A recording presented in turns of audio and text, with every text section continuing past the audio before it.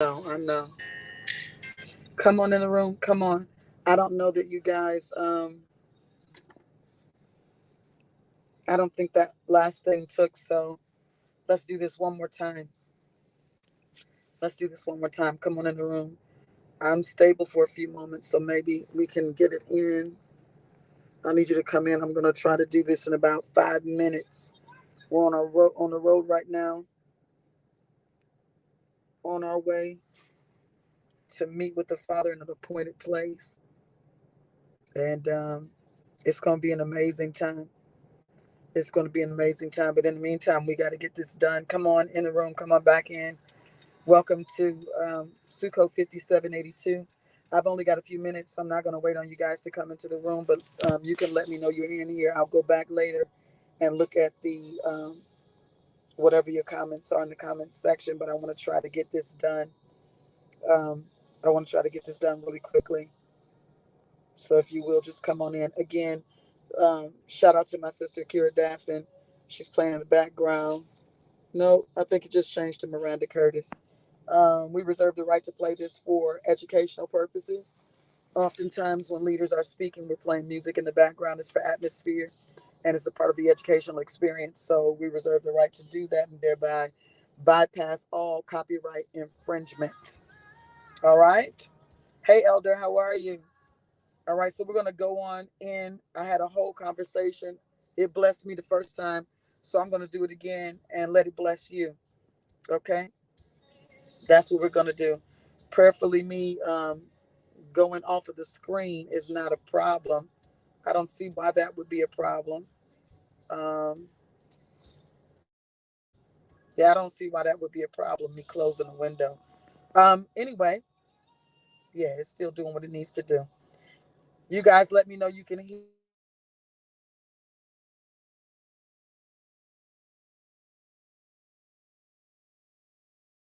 Still, okay. Can you guys hear and see me? Because when I clicked off the window, it acted like it was doing something different. Let me know you can hear and see the movement of the photo. You can't see me, but you can hear me. That's, I guess, what's most important right now, that you can hear me. Okay? All right, let me jump back in.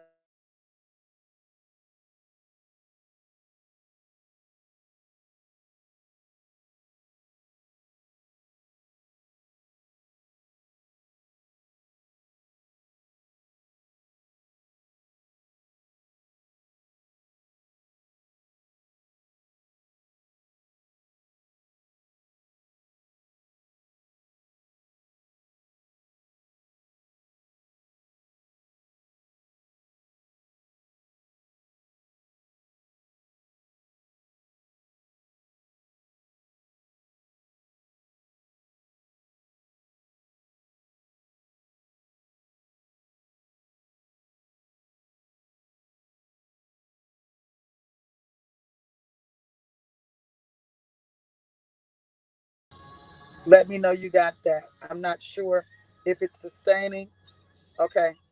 Did you hear everything that I just said? Please let me know you just heard everything that I just said because I want to continue. I know there's probably a delay, but I want to make sure that you heard everything that I just said, that there were no interruptions in my communication so I can go ahead and continue from here. So he allowed us to build these temporary structures. And the book of Daniel discusses that some of the wise will fall, and it would be for a time of purifying. It would be a time of purifying for the time of the end, a time that was to come. These that were wise that would fall would be purified so that they would be used at the end.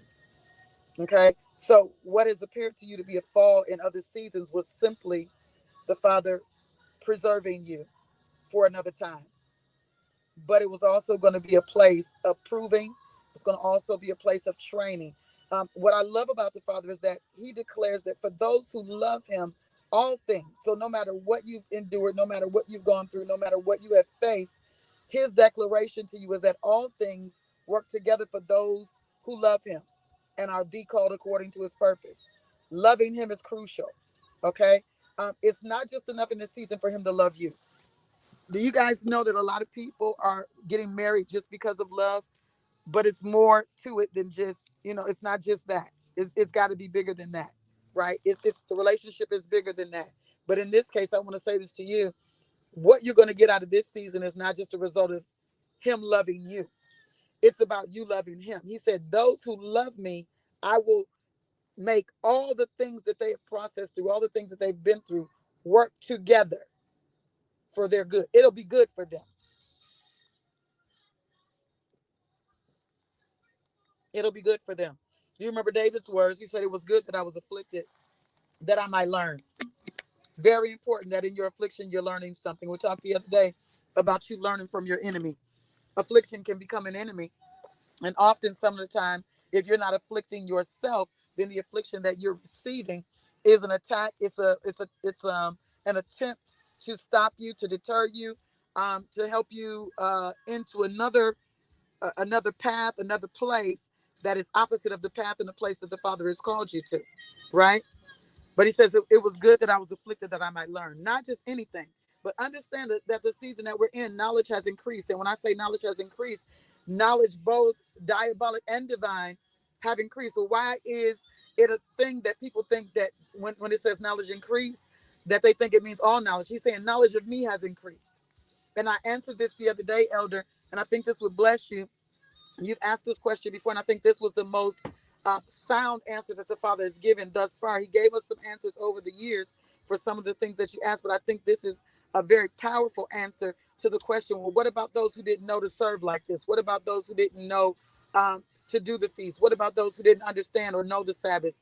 He said it like this to Moshe. He said, those that were before you, Abraham, Isaac, all of those forefathers, they knew me um, God Almighty. I'm sorry, they knew me as God Almighty, but they didn't know me as Yah. They didn't know me this way. So in every age, in every season, there's a different revelation of who he is that's being revealed to people. So he's a good father. So he doesn't judge us based off of something that he hasn't trained us in. He doesn't judge us based off of what we don't have information for. Okay, the judgment is only according to what we know. Just like parents, good parents don't punish children for things that they haven't trained. You can't complain if you haven't trained, right? But if you've trained, then there's a complaint that you can raise because I've taught you this, I've told you this, I've taken you through the process, and you still reject what I'm training and teaching you. Then that's called rebellion, right?